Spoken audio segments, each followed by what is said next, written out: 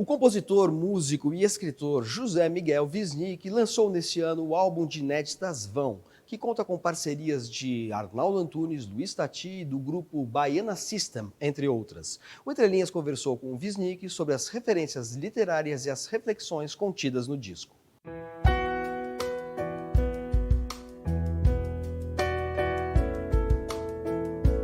José Miguel, você acaba de lançar o disco Vão. De que maneira a literatura, o seu trabalho como ensaísta, como professor, né, como alguém que reflete sobre a literatura, entra nas suas composições? Eu acho que está sempre latente na canção o fato de que ela é poesia, né? E de que tem uma conversa com literatura que está se dando às vezes mais explícita, às vezes menos, né? Mas tem uma música no meio do disco que se chama O Chamado e a Chama. É uma música sobre a poesia e a música, a relação da palavra com a voz que canta, né? E esta canção, ela acaba dizendo, é uma parceria minha com o poeta Paulo Neves, que é um poeta gaúcho, poeta do livro também, além de letrista, mas que termina dizendo, a poesia é um chamado, a música é uma chama. A música é uma chama. Logo em seguida vem uma canção que a letra é de Arnaldo Antunes, que é um poeta do livro, né? E ao mesmo tempo um performer, um poeta da canção, um multiartista, né? E que me deu o texto que eu musiquei, né? Da canção que se chama Sereia, é um texto poético, de densidade poética, digamos, e o desafio era que aquilo soasse convincente quando cantado, né? Mas eu canto Jequitibá do Trianon. Tem a canção que o Carlos Renaud me deu a letra, o monólogo de Molly Bloom, ou seja, essa parte final do Ulisses, quando ele dá voz a essa personagem feminina, que é uma espécie de primeira empoderada, digamos, da literatura no século XX, e ela fala um fluxo da consciência, né? São páginas e páginas e páginas de pensamento fluindo. O próprio Vão, que nomeia, que intitula o disco, parece ser referência aos nossos desvãos sociais. Foi um disco que conviveu com a pandemia e conviveu com um cenário político no Brasil e no mundo em que a extrema-direita ganha um lugar, né, que fez com que aquilo tivesse que entrar no disco. Tem uma canção chamada Chorou e Riu, que é uma canção sobre essa experiência traumática de ver isso acontecer, né? E ela se faz conversando com outra canção. No caso, com Meditação, de Tom Jobim e Newton Mendonça, que diz quem acreditou no amor, no sorriso e na flor. E aqui é quem acreditou ao ver o encanto se quebrar, o coração despedaçar e despencar no vão do horror. Mas, ao mesmo tempo, o vão é o desvão, é aquilo que se abre, né? É uma fresta que se abre para uma nova possibilidade. Muito além ou aquém da saudade. O disco encara o que é terrível, né?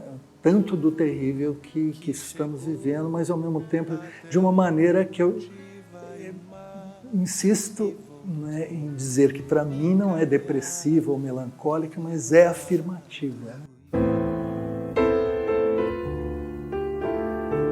Pelo contrário, do ponto de vista estético, o disco tem canções que partem talvez de uma forma mais clássica, do cancioneiro popular brasileiro, para chegar num sentido de experimentação que mostra justamente a efervescência de novas agregações, de novas assimilações. As canções entregam uma para as outras, há uma conversa entre elas e há uma conversa com presenças, parcerias, né? Figuras que são fortes. Cada minuto produz um produto pra te consumir. Por exemplo, a música Estranha Religião é uma música sobre o mundo da mercadoria, sobre a mercantilização generalizada, a ponto de não haver nada que mostre a cara que não seja imediatamente convertido nessa religião estranha, que é o capital onipresente, que tomou forma em tudo que a gente vive. Para falar disto, para mim era importante que houvesse uma coisa forte, rítmica, que fosse pulsante.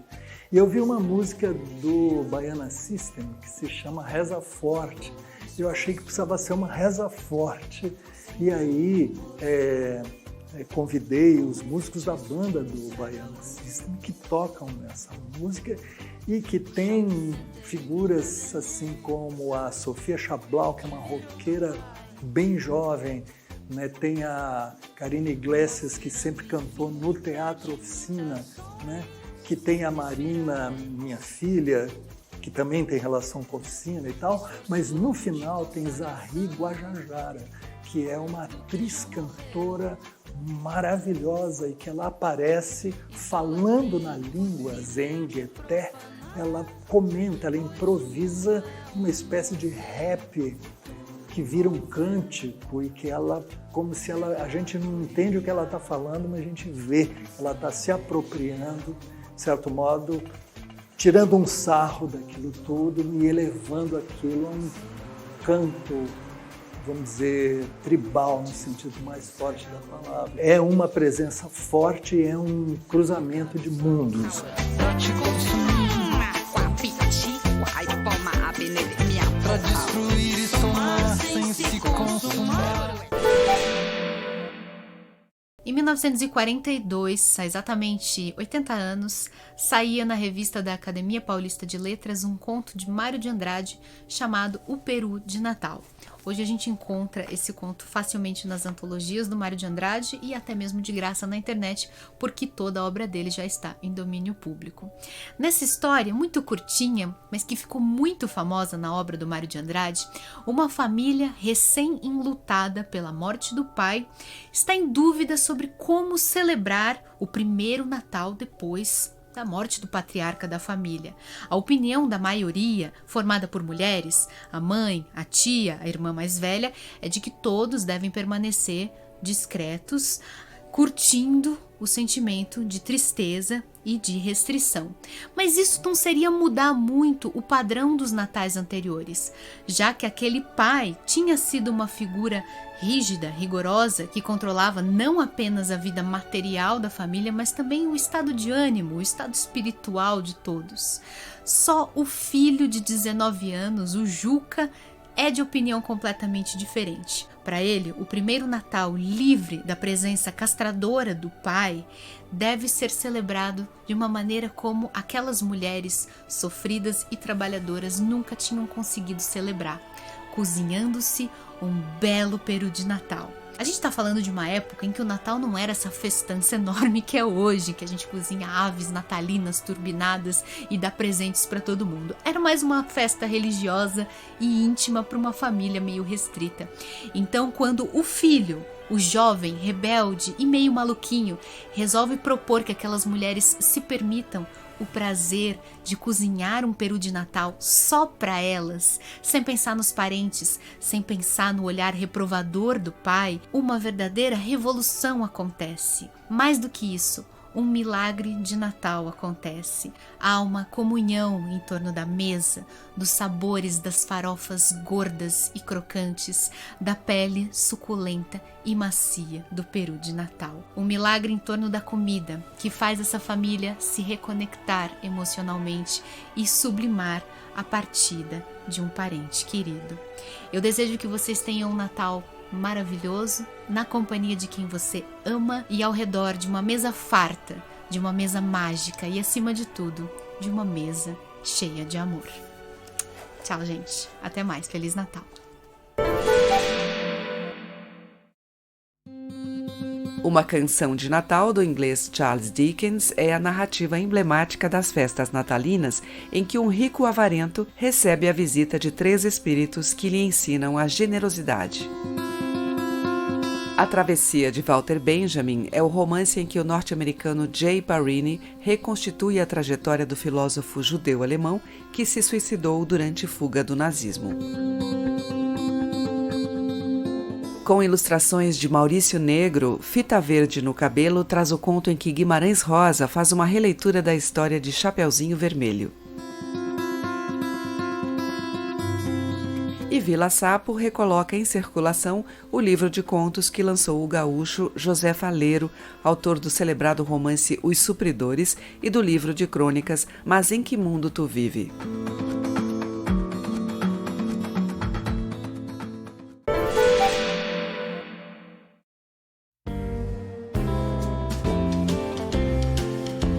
O livro que eu vou indicar é Flores, Votos e Balas, é da Ângela Alonso. Ela mostra o movimento, como foi o movimento abolicionista no Brasil.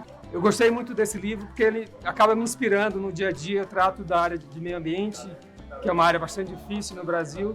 E eu gosto de ler a história, ver como movimentos sociais aconteceram e como eu posso usar essas lições do passado no meu trabalho no dia a dia.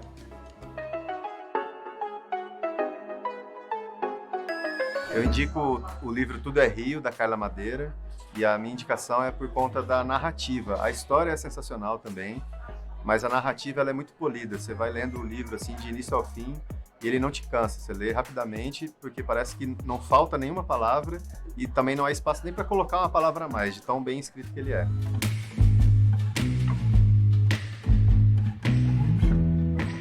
Eu estou lendo esse livro, que é a Anne Ernaux, que foi ganhadora do Prêmio Nobel de Literatura, porque é uma linguagem inovadora em que ela retrata dos anos mais ou menos 50 até os anos atuais e dando um ponto de vista tanto pessoal quanto coletivo dessa época que a gente entra numa era da sociedade de consumo. Ela faz toda uma crítica e vai falando sobre também as questões particulares dela como mulher.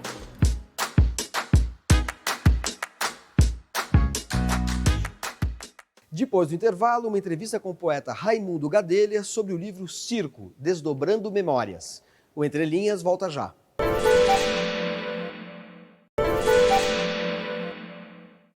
Você sabe o que é tanka? Essa forma literária breve tem origem no Japão e encantou o poeta paraibano Raimundo Gadelha. Recentemente ele lançou Circo, Desdobrando Memórias, um livro de poemas, todos eles escritos na forma de tanka.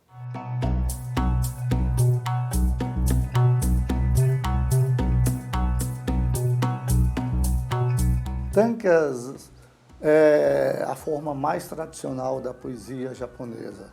Isso remonta ao século VI. Tá?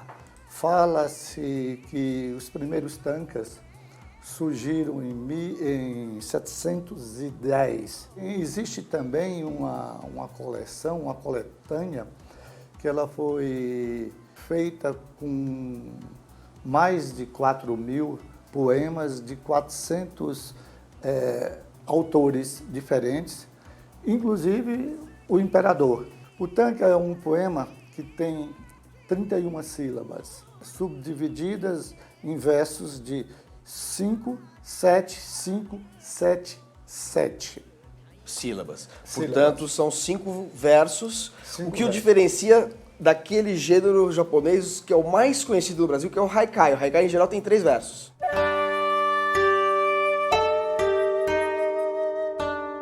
É muito importante, e é comum isso, que os 3 primeiros versos, tá, que mais tarde ganharam forma autônoma, passando a ser haikai, que seria o Renka Haikai, tá, sejam independentes dos 2 últimos, que são de 7 e 7 sílabas. Ou seja, tem um diálogo interno entre os 3 primeiros versos e os 2 últimos. Exatamente. E aqui no Brasil, tá, eu próprio uso muito, às vezes nós invertemos. Para poder buscar um sentido mais genuíno e mais aprofundado, podemos também fazer, tá? É quase com a licença, digamos, poética, no tanka, tá? Podemos fazer uma ideia ou um tema, tá? Que se encerra nessa primeira parte do tanka com 3 versos ou só com 2, e deixando a segunda parte com 3. Isso para poder atender aquilo que a inspiração está demandando. Qual é a diferença, além da forma do tanka em relação ao haikai? Porque a gente sabe que o haikai, pelo menos na sua versão original japonesa, ele tem uma prescrição também temática, fala sempre de alguma coisa da natureza. Aqui no Brasil, ao ser introduzido, ele se adaptou um pouco a uma outra realidade. O haikai, tá? Na prática, seria a primeira estrofe de 3 versos do tanka, tá? Que ganha autonomia, tá? Dispensando os 2 últimos versos de 7 sílabas. Ao passo que o tanka busca ser mais um testemunho do cotidiano e sempre uma coisa da expressão do próprio autor, embora nem sempre se utilize a primeira pessoa, tá? Mas ele busca ser, quase que, obviamente não poderia com tão poucas sílabas, tá? Quase crônicas do cotidiano. E era também muito praticado entre os amantes. Já o haikai está mais ligado à contemplação, à observação da natureza. Antes do circo, você publicou 4 livros de tankas, mas o circo, ele dá início a uma série que você está projetando, não é isso? Exatamente. São coisas que eu nunca tinha experimentado antes. Você pegar um único tema e escrever o livro inteirinho só nesse tema. É o caso do circo, né? Por que circo, nesse caso? Porque isso remete às minhas memórias de infância. Eu adorava, eu era fascinado pelo circo, o mágico, o palhaço, o equilibrista, o atirador de facas. Então eu quis, de uma certa forma, com um certo saudosismo, prestar uma homenagem, tá, a essas reminiscências, a essas lembranças. Juntei-me ao Kenichi Kaneko, que é o Kaneko-san, que é um maravilhoso artista plástico, é também poeta. Foi ele quem fez a versão dos tankas. Os seus poemas foram escritos em português e ele verteu para o japonês de maneira livre. Ele verteu para o japonês de maneira livre. Tá? E eu fiquei muito feliz com isso, para ele não se sentir numa camisa de força. Porque se traduzir poesia já é difícil, imagine traduzir tanka. E você projeta, a partir do circo, escrever outros livros de tankas com quais temas? Ao todo são 30 temas, né?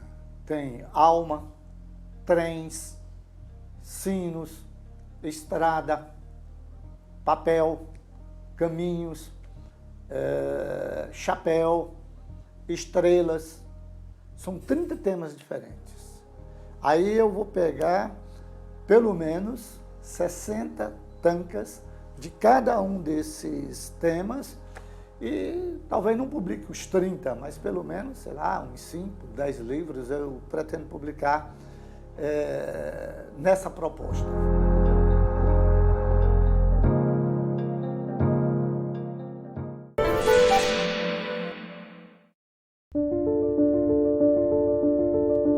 Questões delicadas que atravessam a sociedade brasileira contemporânea se fizeram presentes em algumas das melhores obras de ficção publicadas em 2022.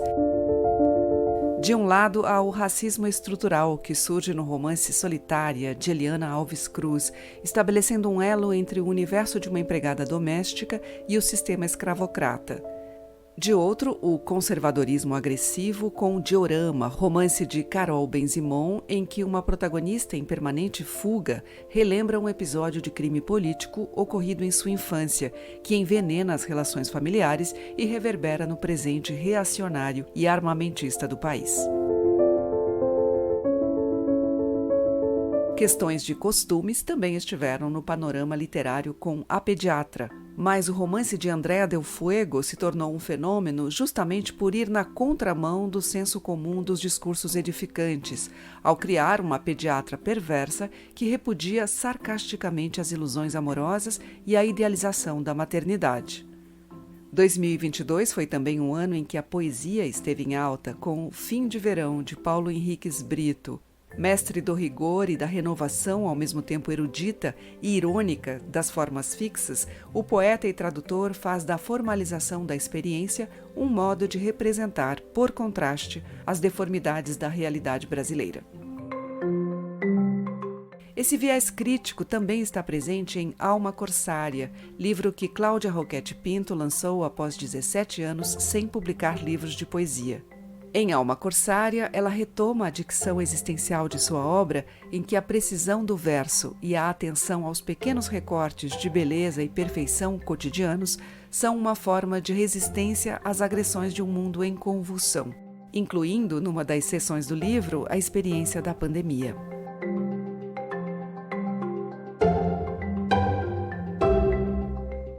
O Entre Linhas de hoje presta uma homenagem a Nélida Pinhon, que morreu no último sábado, 17 de dezembro, em Lisboa, aos 85 anos. A escritora carioca publicou mais de 20 obras entre romances, contos, infanto-juvenis, memórias e ensaios e ficou conhecida nacional e internacionalmente por prêmios como o Jabuti e o Príncipe de Astúrias. Nélida Pinhon também foi a primeira mulher a presidir a Academia Brasileira de Letras em 1996 e 1997. Até a semana que vem. Nélida Pinhon nasceu no Rio de Janeiro em 3 de maio de 1937. Filha de pais galegos, apaixonada por ópera e pela escrita de Machado de Assis, ela cursou jornalismo na PUC. Sua estreia em romance foi com Guia Mapa de Gabriel Arcanjo, de 1961. Dentre suas inspirações literárias, a escritora recorreu a mitos, passagens bíblicas, memórias e muita imaginação, sempre em busca de uma obstinada verdade do texto.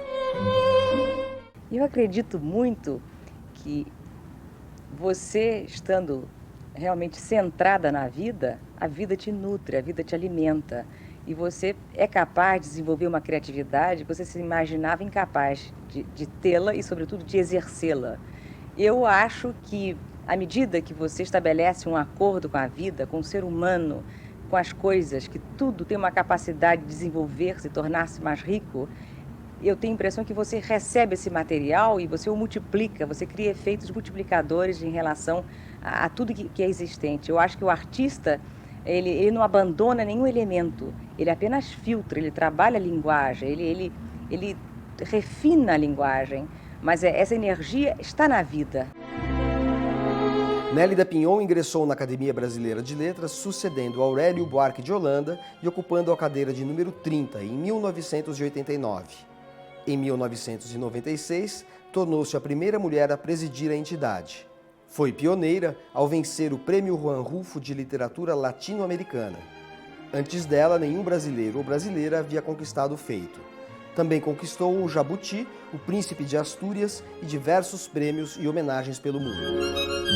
A memória antiga, ancestral, pretérita, é a memória de quem enxergou o mundo de uma esquina. O que para a literatura é maravilhoso. A literatura pede segredos, enigmas, pede uma língua trabalhada, pede uma língua transfigurada, pede audácia de inventar. Além de romances, Nélida Pinhon escreveu contos, crônicas, ensaios e publicações infanto-juvenis. Foi traduzida em mais de 30 países, chegou a ser considerada difícil por alguns críticos e tornou-se amiga de Clarice Lispector e Lígia Fagundes Telles. A República dos Sonhos, A Casa da Paixão e Vozes do Deserto são alguns de seus principais livros. O último livro da escritora foi publicado em 2020, Um Dia Chegarei a Sagres. Ao comemorar seu último aniversário neste ano, ela doou seu acervo para o Instituto Cervantes do Rio de Janeiro, mantendo vivas pontes entre culturas. Nós somos resumos, né? Nasci no dia tal, estudei isso, casei ou não casei, procriei ou não procriei, e morri alguém, nem com a ilusão de que alguém venha escrever sobre a sua morte. Porque poucas mortes serão descritas, serão analisadas, né? Então, eu acho que a arte, no caso a arte literária, né? A arte de fabular, é uma tentativa de prorrogar a nossa vida.